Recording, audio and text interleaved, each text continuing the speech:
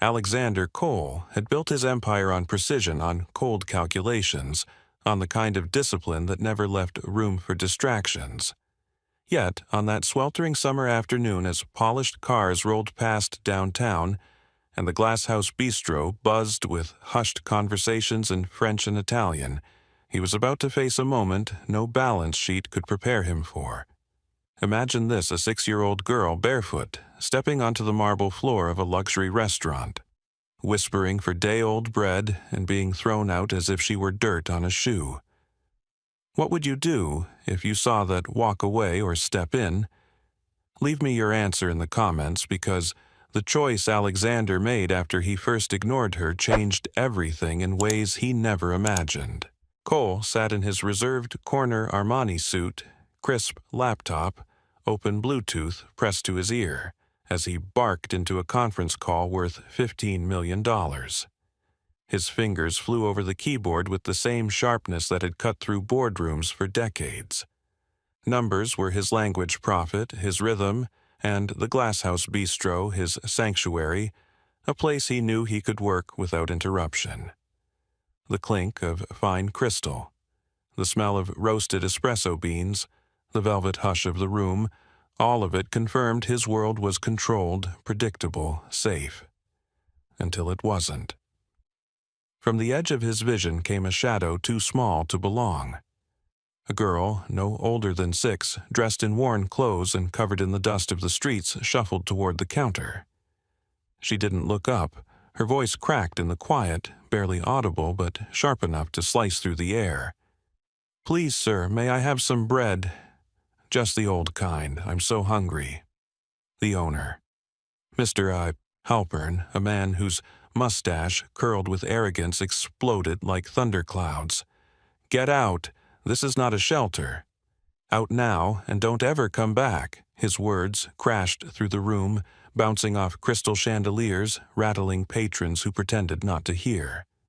Alexander looked up for a fraction of a second. The girl's eyes glistened, but she didn't beg again. She turned shoulders trembling and slipped out the glass door without a sound. Cole felt something stir, a ripple, a crack, but then the sharp voice of a Tokyo investor pulled him back. "Mr. Cole, are you listening? We need your commitment." The deal was too big.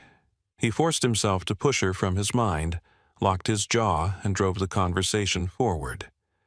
But the image of her small frame, walking barefoot across the marble, haunted the edges of his concentration.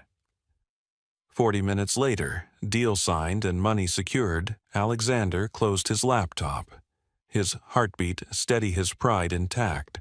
He gathered his things with mechanical precision, straightened his tie, and walked toward the door. The glass gave way to scorching heat, the street alive with honking taxis and hurried pedestrians. He slid on his sunglasses, checked his messages, and prepared to move on. That's when he heard a voice so fragile it froze him mid-step. "Thank you, Heavenly Father, for this bread." The words floated from a narrow passage beside the bistro Ashford Alley, a place he had never noticed, though he had walked by 100 times. The gratitude in that small voice felt like it had no right to exist. Gratitude for what? For bread. For crumbs. Against all reason, his pulse quickened, his legs turned, and he followed the sound. There, in the dim light between dumpsters and cracked brick, Alexander saw her. The same little girl kneeling by an overturned trash can. In her small hands, she cradled a piece of bread so covered in mold it looked diseased, yet she held it as if it were treasure. Her lips moved in prayer, her head bowed. "Thank you for giving me food today. Please help my sister not cry tonight." Her words landed like punches against a man who thought he was untouchable. Alexander's chest tightened, and for the first time in years he had no script, no strategy, no numbers to hide behind. The hook of this story doesn't stop here, because what he discovered in that alley went far deeper than a hungry child and a piece of spoiled bread. But right there, in that moment, the millionaire who once prided himself on being unshakable felt the foundations of his life start to crumble. And the question that burned inside him, the same one I'll ask you, is this: when the world hands you a choice between your comfort and someone else's survival, which side do you stand on? The alley was cooler than the burning sidewalk outside, but Alexander Cole felt as though the temperature had dropped 20 degrees the moment he stepped inside. Shadows clung to the cracked brick, and the stench of sour garbage hung heavy in the air.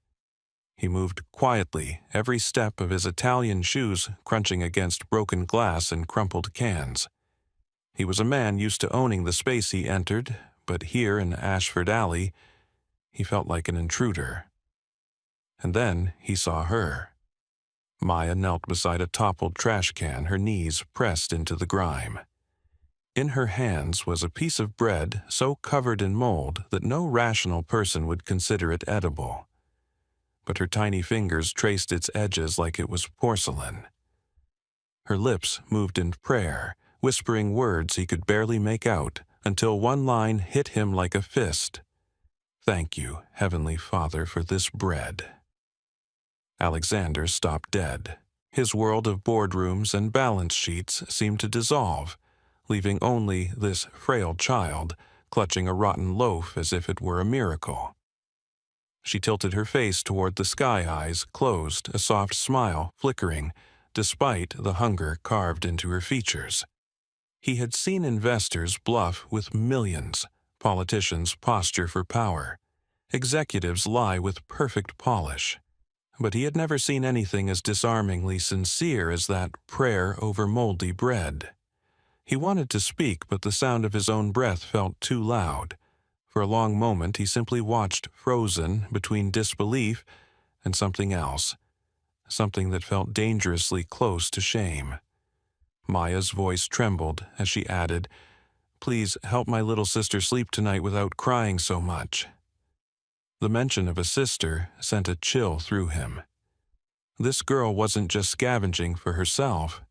She was carrying the weight of someone even smaller, even weaker, hidden somewhere beyond the shadows. Alexander shifted, and the scrape of his sole against the asphalt broke the stillness. Maya startled, her small body stiffening as she clutched the bread to her chest like contraband. Her eyes darted to him, wide, wet, terrified. "I won't do anything bad, mister," she whispered, her voice quick, defensive, trained by survival. "I was just thanking for the food. I won't dirty your nice clothes." Her words cut deeper than any insult ever hurled his way. He had spent his adult life insulating himself from vulnerability, building walls of wealth so thick nothing human could breach them. Yet here was a child apologizing for existing, promising not to stain the fabric of his world. He cleared his throat, his voice strangely unsteady. "You're going to eat that?" Maya nodded quickly, lifting the bread with pride, as though showing him a prized possession. "Yes, mister. It's still good. It just has a little green, but I can scrape it off." Her logic was childlike and devastatingly practical. "I found it in the bag the man from the bistro threw out. It's probably just from yesterday." Alexander looked closer. The bread wasn't a little green. It was rotten through crawling with spores. His stomach turned, but Maya's eyes held nothing but stubborn determination. This was not just food, it was hope. For her, hope came in shades of mold. "And your sister?" he asked softly, gesturing toward the dark corner behind a stack of boxes. Maya hesitated, then pointed with her chin. There, half hidden, a smaller figure crouched. Leah, no more than 4, clung to a ragged blanket, her wide eyes darting from him to her sister. She didn't speak, only buried her face into the fabric as if it could make her invisible. Maya tightened her grip on the bread. "She's still little.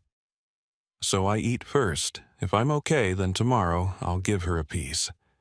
I don't want her to get sick." The words landed like blows. A child playing the role of food tester, willing to poison herself just to protect her sister. Alexander's throat constricted. He thought of the $1,000,000 wines he had refused because the year wasn't good enough, the filet mignon he had sent back because it wasn't rare enough. and here was a 6-year-old treating moldy bread like a shield against death. He crouched, slowly ignoring the scrape of his suit against the filthy asphalt. "What's your name?" Maya hesitated, studying his face, searching for deception. Trust was not something she could afford to give easily. Finally, she said Maya. "And that's Leah. She doesn't like big people. They scare her." Her honesty, stripped of any need to flatter or appease, stunned him. He nodded, his voice softer now. "And you live here, in this alley." Maya glanced toward the corner where a makeshift shelter leaned against the wall. Layers of cardboard patched with plastic sheets formed walls no higher than Alexander's waist. A sagging plank served as a door. It was smaller than his walk-in closet, yet it was clearly their home. Ever since Mommy and Daddy went to heaven, she said simply, her tone carrying none of the drama adults might expect. "The shelter lady said they'd separate us. So I took Leah and we came here. Nobody can take her if they don't find us." Her words were matter-of-fact, but to Alexander, they rang with the weight of a tragedy no child should know. He looked down at his manicured hands, at the Rolex on his wrist, worth more than most families earned in a year, then back at Maya's small dirt-streaked fingers gripping bread that could kill her. Something inside him cracked. Maya carefully placed the bread into a small cardboard box tucked inside their shelter. Every movement was deliberate, ritualistic, as if storing treasure in a safe. She patted the box, satisfied, and whispered to her sister, "See, we'll have food tomorrow, too." Leah nodded, eyes wide with trust, never questioning her older sister's logic. Alexander found himself asking a question that felt foreign on his lips. "Maya, what would you say if I offered you something better? A gift?"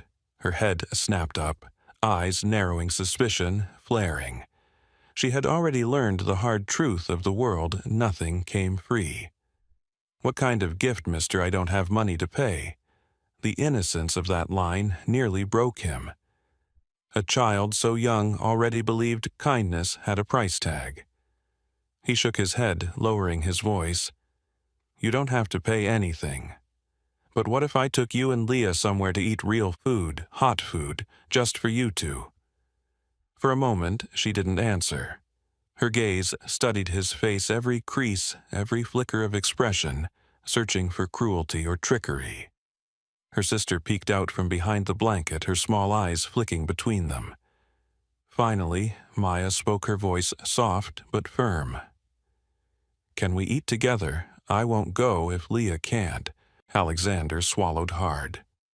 That fierce loyalty, that refusal to abandon her sister even for the promise of a full stomach, cut him deeper than any corporate betrayal ever had. He nodded, extending his hand. "Of course. You stay together. Always."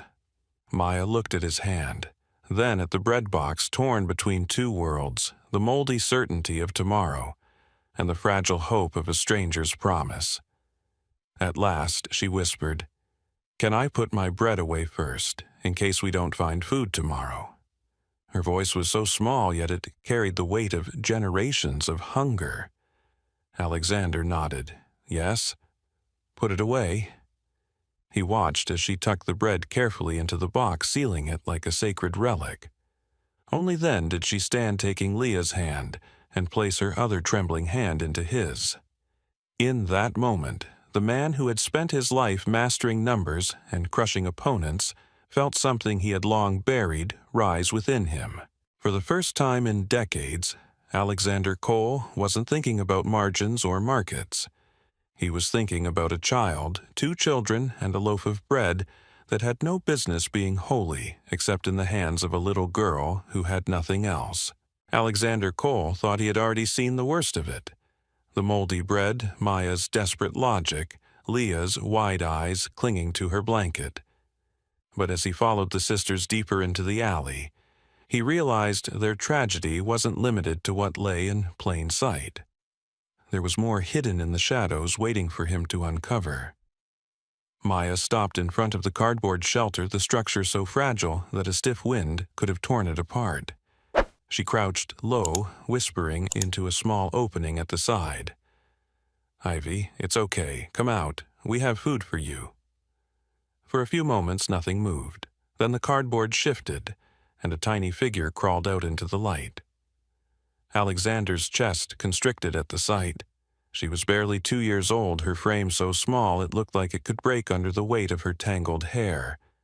Dirt streaked her cheeks, but her eyes, those wide, innocent eyes, carried the same unmistakable spark as her sister's. This was Ivy, the youngest, the baby they had been protecting all along. She wobbled on unsteady legs, clutching a bottle so worn it was more plastic than function. Her first instinct was to hide behind Maya, her small hands gripping her sister's clothes, but when Maya placed a piece of the stale bread into her hand, Ivy clapped as if she had been given the world. The simple gesture was too much for Alexander. He felt his throat close and his vision blur, not from pity alone, but from the crushing weight of realization. 3 children, 3 lives left to fend for themselves in the margins of a city where men like him spent fortunes on champagne they barely tasted. "Does she live here too?" Alexander asked softly, though the answer was obvious. Maya nodded, adjusting Ivy's bottle and smoothing her messy hair with all the care of a mother twice her age. "She's our baby. Since Mommy and Daddy went to heaven, we take turns watching her. Leah helps me keep her quiet when she cries so nobody finds us." Leah, who had been silent until now, whispered, "She gets scared of the night. We tell her stories so she won't cry loud."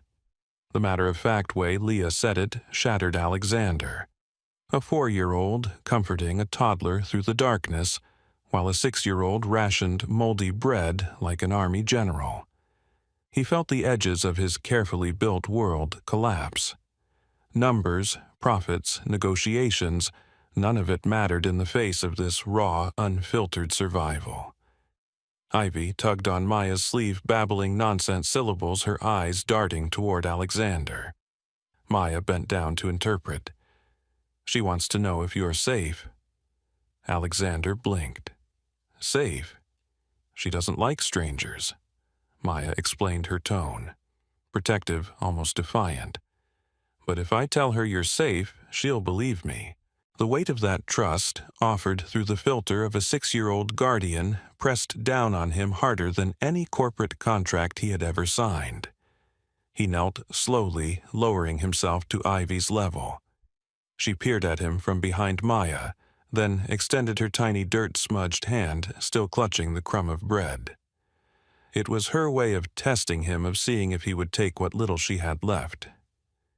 He didn't. Instead, he reached into his pocket and pulled out a silk handkerchief absurdly out of place in this corner of the city. He laid it gently on the ground in front of her. "That's for you," he said quietly. "Something clean, something that's yours." Ivy studied the square of cloth, then dropped her crumb onto it with ceremonial seriousness, as if she had just placed treasure into a chest. When she looked up at him and smiled a fragile, hesitant smile, Alexander felt something tear open inside his chest. "You 3 can't stay here," he murmured, almost to himself. Maya stiffened immediately. Stepping in front of her sisters, her small arms spread wide. "We can't go to the shelter," she said quickly. "They'll take Ivy away. They'll split us up." "I promised I'd never let that happen." Her voice cracked on the last words, and suddenly she wasn't a tiny general anymore. She was just a little girl terrified of losing the only family she had left. Alexander wanted to tell her she didn't need to fight anymore, that adults were supposed to protect children, not the other way around. But he knew that promises from strangers meant little in their world. He needed to show them. Leah crept closer, her blanket dragging across the ground. Her voice was soft, fragile. "Mister? Are you going to send us away too?" The question ripped through him. It was the kind of question that revealed their entire existence, every adult who had brushed them aside, every door that had been closed, every glance that dismissed them as a problem instead of children. "No," Alexander said firmly, his voice sharper than he intended. He softened, kneeling again so his eyes met theirs. "I won't send you away. Not now. Not ever." Maya searched his face for a long time, her eyes scanning for cracks. Finally, she let out a shaky breath. "We can come with you, if Ivy says yes." It was absurd and holy all at once. They were waiting for the approval of a toddler. Ivy blinked at him, then toddled forward on unsteady legs. She lifted her arms, a universal signal that transcended fear, hunger, and mistrust. Alexander hesitated for a moment, then reached down and picked her up. She was lighter than any child her age should be, her tiny body trembling, as if unsure whether this was safety or another fleeting kindness. But when she rested her head against his shoulder and sighed, he felt something click into place inside him, as if his life had just been split into two eras, before this moment and after. Maya and Leah stood close, watching with the kind of suspicion only children forced to grow up too fast could carry. But when Ivy wrapped her tiny arms around Alexander's neck and whispered something that only Maya seemed to understand, the older sister nodded slowly. "She says, 'You smell like home,'" Maya translated. The words undid him. He held the toddler tighter, knowing that no cologne, no wealth, no mansion could have ever earned him that title. Yet, somehow, to this little girl he already represented it. As the sun dipped lower, casting long shadows across the alley, Alexander realized he wasn't looking at a problem to solve or a responsibility to delegate. He was looking at his future, the three fragile, fierce, beautiful lives that had been entrusted to him, not by choice, but by circumstance, and perhaps by something greater. For years he had chased power, money, and respect. Yet none of it mattered in this moment, not when Ivy's small hand gripped his collar, not when Leah's wide eyes followed his every move, not when Maya's defiance wavered just enough to let hope creep in. 3 sisters, 3 souls the world had discarded, and one man who finally understood what it meant to be needed, not for his wealth, but for his humanity. Alexander Cole had always known his sister Victoria was ruthless, but he had underestimated just how far she would go when money and power were on the line. When news broke that he had taken Maya, Leah, and Ivy into his home, the whispers started almost immediately. At first, it was social gossip, cocktail chatter about the eccentric millionaire bringing street children into his mansion. But gossip hardened into accusations when Victoria stepped in, her voice dripping with false concern, claiming her brother had lost his grip on reality. Within a week, Alexander's reputation was under attack. Articles appeared questioning his stability, speculating about irrational decisions, and hinting at impropriety that no one dared say aloud, but everyone understood. Investors began to pull back. The empire he had spent decades building shook under the weight of rumor, and at the center of it all was Victoria, orchestrating every move with cold precision. The attack became personal when Child Protective Services arrived at his estate. Uniformed officers and social workers poured into his home like an invading army. Maya, Leah, and Ivy panicked instantly. Maya clutched her sisters and shouted that they couldn't be taken. Leah cried, her small frame shaking, while Ivy buried her face against Alexander's chest, terrified. He tried to reason, tried to explain that the girls were safe, but paperwork and protocol mattered more than the truth. "Mr. Cole," one of the social workers said with a voice rehearsed in bureaucratic detachment, "these children cannot remain in your custody without proper legal guardianship. For their well-being, we must place them in temporary care until the courts determine next steps." "Well-being," Alexander roared. "Do you see their faces? Do you hear them crying? You're tearing apart the only family they have left." But his protests fell on deaf ears. In front of him, the girls were separated, each one pulled toward a different car. Maya screamed his name until her voice broke. Leah reached for him until her fingers were pried loose. Ivy sobbed into the hands of a stranger who buckled her into a seat, as if she were cargo. Alexander stood in the driveway helpless, as the 3 cars disappeared down the road, taking his heart with them. Victoria's hand was all over it. That night, she called him, her tone light mocking. "You can't fight the system, Alex. You may have money, but I have the law on my side. And the longer they're gone, the more those children will forget you." He gripped the phone so tightly his knuckles went white. "They're my family now. I won't let you destroy them." She laughed. "Family don't be ridiculous. They're orphans, pawns, and you're playing a dangerous game. If you want them back, you'll have to pay the price, step down from the company, sign everything over to me, and disappear quietly. Otherwise, I'll make sure they're adopted separately. Scattered so far, they'll never see each other again." The cruelty of her words lit a fire in him. For the first time in his life, his fortune felt worthless. The boardrooms, the deals, the accounts, none of it could protect the 3 small girls who had placed their fragile trust in him. But he wasn't the man he had been months ago. He wasn't calculating everything in terms of risk and reward. He was a father now, and fathers fought. He called Marcus, his lawyer and oldest confidant, and told him to prepare for war. File whatever we have to. Challenge everything she's done. I don't care how much it costs. I want those girls back. Court became a battlefield. Victoria arrived each day in designer suits, her legal team stacked high with evidence meant to smear his name. They painted him as unstable, impulsive, reckless, with resources unfit to raise a child, let alone 3.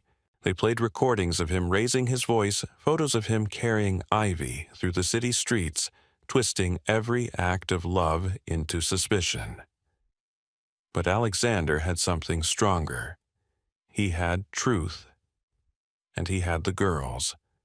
When the judge allowed Sophia, the eldest, to testify, her small voice echoing through the chamber, every lie Victoria had crafted began to crumble. Maya told the court how he had been the first adult who didn't turn them away, how he fought for them when no one else would, how he promised they would never be separated. Leah, shy but brave, said he had read to them every night and taught them not to be afraid of the dark. Ivy, too young to speak with clarity, simply wrapped her arms around his neck in the middle of the proceedings and called him Daddy. The gallery went silent. Even the hardened faces of lawyers softened. The judge's stern expression shifted as the evidence of love spoke louder than the stacks of documents. Victoria tried to rally, insisting Alexander was manipulating the children, but her voice cracked under the weight of the truth. The more she pushed, the more she revealed her own motives, greed, inheritance, control. In the end, her performance collapsed entirely, her composure slipping in front of the very court she hoped to sway. The ruling came swiftly. Temporary custody was granted to Alexander, with adoption proceedings to follow. The sound of Maya's sobs of relief, Leah's laughter, and Ivy's small hands clapping echoed louder than the gavel's strike. For the first time in weeks, Alexander felt hope surge through him. Outside the courthouse, cameras flashed, reporters shouted questions, but Alexander ignored them all. He held his daughters close because that's what they were now, his daughters, and whispered, "No one will ever take you away from me again." The battle against Victoria wasn't just a fight for custody. It was a war for his soul. And as he walked down those courthouse steps with 3 small hands clinging to him, Alexander Cole knew he had already won more than any fortune could ever buy. The day the Bread of Light Cafe opened, Alexander Cole stood on the same sidewalk where his life had changed. A year earlier, he had walked out of the Glasshouse Bistro with his head full of stock numbers and his heart as cold as the marble tables inside. That afternoon he had heard a child's prayer over moldy bread in a filthy alley. Now, in its place, stood something entirely different, a cafe with open doors, bright colors, and the scent of fresh bread spilling into the street. The polished stone exterior of the old bistro had been transformed. Warm wooden beams framed the windows, and painted across the glass in bold letters were the words, "Bread of Light." Inside, laughter replaced the low murmur of elitist conversations. Children sat at long shared tables, some with parents, some alone, but all with plates of warm food in front of them. The smell wasn't of overpriced coffee, but of soup simmering bread, baking, and something sweeter hope. Maya, Leah, and Ivy clung to Alexander's hands as they stepped inside. The girls had insisted on being part of the opening ceremony, and he wouldn't have had it any other way. Maya, now 8, walked with a confidence that surprised him. Her shoulders were straighter, her eyes brighter, her voice steady. Leah, at 6, had blossomed from the timid child who once hid behind a blanket into a chatterbox full of stories she shared with anyone who would listen. And Ivy, just 4, skipped between them with her hair tied in ribbons, a ball of energy, who seemed determined to hug every person she met. The cafe buzzed with volunteers preparing for the day's meal service. Murals, painted by local artists, covered the walls bright scenes of gardens, children playing and families gathered around tables. At the far end, a chalkboard carried the words, "No child leaves hungry. Ever." Daddy Maya whispered, tugging his sleeve, "Are you nervous?" Alexander smiled, though his throat tightened. "Maybe a little. Are you?" She shook her head. "No, because this isn't just your cafe, it's ours too." Her words steadied him more than any speech ever could. When it was time, a crowd gathered. Neighbors, journalists, community leaders, and most importantly, dozens of children waited to hear why a millionaire had turned one of the city's most exclusive restaurants into a place where anyone could eat for free. Alexander stepped up to the small platform, his daughters at his side. For a moment he hesitated. Years of boardroom addresses had taught him how to project authority, but this wasn't about authority. It was about truth. He began simply. "A year ago, right outside this building, I watched a little girl kneel in an alley and thank God for a piece of bread she pulled from the trash. That moment broke me. It broke the man I thought I was, the man who believed wealth was the only measure of success. Her name was Maya, and she's standing right here with me today." Maya squeezed his hand but lifted her chin with quiet pride. The crowd leaned forward. She wasn't alone, Alexander continued. With her were Leah and Ivy, her little sisters, 3 children fighting to survive in a world that didn't see them. That day, I realized how blind I had been. I had spent my life chasing money, but I'd never stopped to see the people who needed more than what money could buy. That moment didn't just change me, it gave me a family, and today it gives us this cafe. Applause broke out, but it wasn't polite or restrained. It was warm, rising from people who understood what it meant to be hungry, or who had known someone who was. Alexander stepped back, and to his surprise, Maya tugged the microphone from him. She spoke with a voice clear and strong, the way only a child who had faced the worst could. "When you're hungry, you feel invisible. People look at you like you're a problem, not a person. But Mr. Cold Daddy looked at us and saw something different. He saw that we mattered. And now we want other kids to feel the same." Her words silenced the room. Even seasoned reporters lowered their cameras, some wiping at their eyes. Leah, not to be left out, added shyly, "This cafe is for every kid who ever felt like there was no place for them. Here, everyone belongs." And then Ivy, clutching her stuffed bunny, shouted with all the unfiltered honesty of a 4-year-old, "And the bread isn't green anymore." The crowd laughed at tears, mixing with smiles. The first meal was served minutes later, baskets of fresh rolls, steaming bowls of chicken noodle soup, slices of chocolate cake. Alexander watched as children who had once been strangers ate side by side, their laughter bouncing off the cafe walls. He watched Ivy sneak extra rolls to a boy. Half her size watched Leah tell a group of wide-eyed kids a story about princesses who fought dragons, and watched Maya sit beside a girl her own age, helping her sound out words from a donated book. This was more than charity. It was healing. It was dignity, restored one meal at a time. Later that evening, when the tables were cleared and the lights dimmed, Alexander sat in the corner with his daughters curled around him. Maya leaned against his shoulder. Leah rested her head in his lap, and Ivy dozed across his chest. The cafe was quiet now, but the warmth lingered, filling the space the way candlelight fills a dark room. He thought about everything he had lost: business deals, his public image, the approval of a sister who had once been his only family. None of it mattered now, because what he had gained was greater: 3 children who had taught him what love meant, and a mission that gave his wealth a purpose beyond himself. As he looked around the Bread of Light cafe, he knew this was more than a building. It was a promise that no child would have to kneel in an alley and thank heaven for food from a trash can. A promise that the miracle Maya once prayed for would not end with her, but spread to every child who walked through these doors. For Alexander Cole, the measure of success was no longer written in numbers or contracts. It was written in the laughter of children, the peace in their sleep, the hope in their eyes.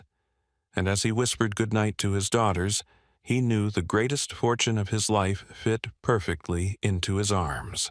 In the end, Alexander Cole's journey was not about the millions he earned, nor the empire he once fought so hard to protect. It was about a single moment, a child kneeling in an alley, praying over a piece of moldy bread that shattered the walls he had built around his heart. From that moment forward, his life became a testament to transformation. He went from a man consumed by numbers and profit margins to a father who measured his wealth in the smiles of 3 little girls. Maya, Leah, and Ivy didn't just find shelter in his home. They gave him something he didn't know: he had lost the ability to love selflessly, to fight fiercely for what truly mattered, and to see humanity where he had once seen only statistics. Through battles against his sister Victoria, through the cruelty of a system that nearly tore them apart, Alexander discovered that real strength isn't in controlling people or money. It's in protecting those who cannot protect themselves. The Bread of Light Cafe became the final symbol of his transformation. What once was a sanctuary for the wealthy became a refuge for the forgotten. And every child who walked through its doors carried forward the miracle that began with one prayer in the alley. The lesson is as timeless as it is urgent. True success is not measured by the size of a bank account, but by the size of a heart.